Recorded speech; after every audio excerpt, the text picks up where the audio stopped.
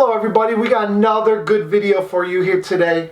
We got all about Cedar Point and what to expect for the 2020 season.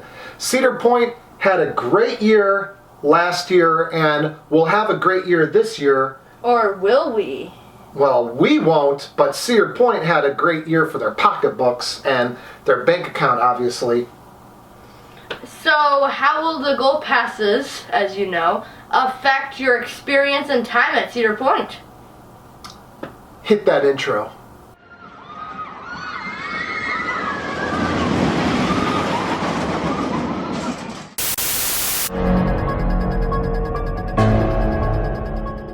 Alright, what we did, we wanted to figure out exactly what the gold passes would mean to the average park guest.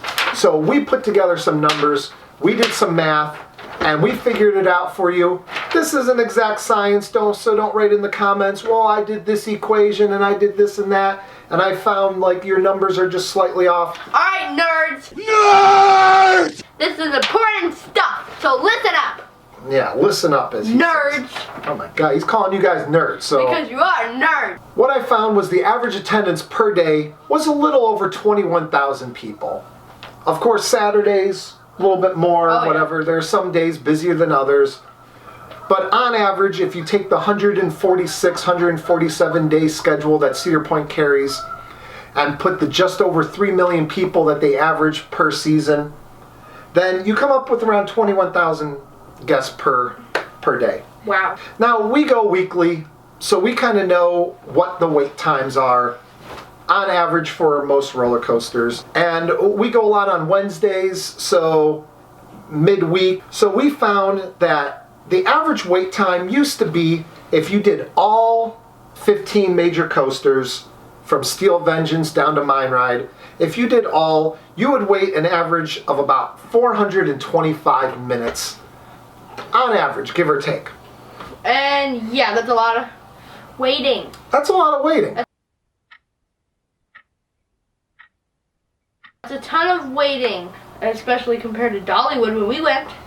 If you did every coaster, boom, boom, boom, just took a little bit of time out to eat and hurried from one coaster to another, you could get the park done in about a little bit over 8 hours probably, because you're looking at about 7 hours of wait time. Which isn't that bad. The park is open for longer than that, so you could realistically get the whole day in and knock out every coaster, and that's pretty good. Yeah. So with this gold pass, the numbers that we found for every renewal, so that means everyone that had a regular season pass and everyone that had the platinum pass, for every one renewal, Cedar Point did about 7 new pass purchases. You stupid Cedar Point! That's a 7-to-1 ratio. 7-to-1 is a huge number, obviously. I also heard last year... I will be back. Where's he going? Continue talking. I also heard last year that the average number of pass holders per day that entered the park was around 6% of the daily attendance. So I got that to be around 1,265 people. Welcome back. Hey. About 1,265 people per day. Yes. Were pass holders. Platinum pass holders. Platinum pass, and they also had their regular season pass. But if you have a 7-to-1 ratio, it's reasonable to assume that there will be 8,855 people in the park per day that are pass holders.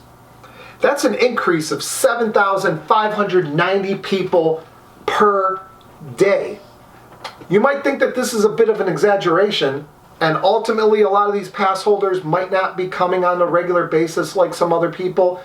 So the numbers might not be quite as bad as what we're expecting, but it's reasonable enough to just throw out these numbers, and this is what could realistically happen in the 2020 season. 7,590 extra guests per day going through Cedar Point. So that 21,000 people turns into over 28,000 people per day on average. What that means for wait times? They just skyrocket. To the space station paving the way for future that's about a 30% increase. So if you look at a 30% increase in attendance, then it's reasonable to assume that you're going to have a 30% more wait time for coasters. So you're used to waiting an hour and a half for Steel Vengeance? No more. Said you'll be waiting about like 2 hours, and that's on a slow day. And we're not even going to talk about Saturdays because that's too sad and depressing. Yeah, Saturdays, this season 2020. If you go on a Saturday, I'm sorry, that's just an oof. Yeah, Saturdays are a no-go. Don't do it. So earlier I talked about that 425 minutes. A 30% increase is an extra 127 minutes of wait time per day if you wanted to knock out all 15 major coasters. And we're not even talking about the other rides like Max Air and the train and Skyhawk or anything like that, any water rides. Yeah, these are just the coasters, not including the kiddie coasters. Not including kiddie coasters. So if you want to knock out all 15 major coasters, you're now looking at 552 minutes. So what earlier I said, when earlier I said that you could knock out the park in realistically 8.5 hours, if you just go, stop and eat like quickly along the way and just move along from coaster to coaster throughout the day, you're raising that up to now 10 hours plus. And that's like your whole day. So now if you really do want to take breaks, you cannot do Cedar Point in one day. You have to do 2 days from now on. Yeah, realistically it changes it from you could technically do it in one day. But you wouldn't be able to sit on a bench for like 2 seconds. And you just have to get up, ride stuff. That's just boom, boom, boom. And it was already a 2-park day for the most part if you wanted to relax at all. But now, if you wanted to take a trip to Cedar Point and you're like, okay, I got 1 day to hit Cedar Point and I want to hit all their coasters. You're not going to do it. Now from 8 hours to 10 hours. So you're on your feet the entire day.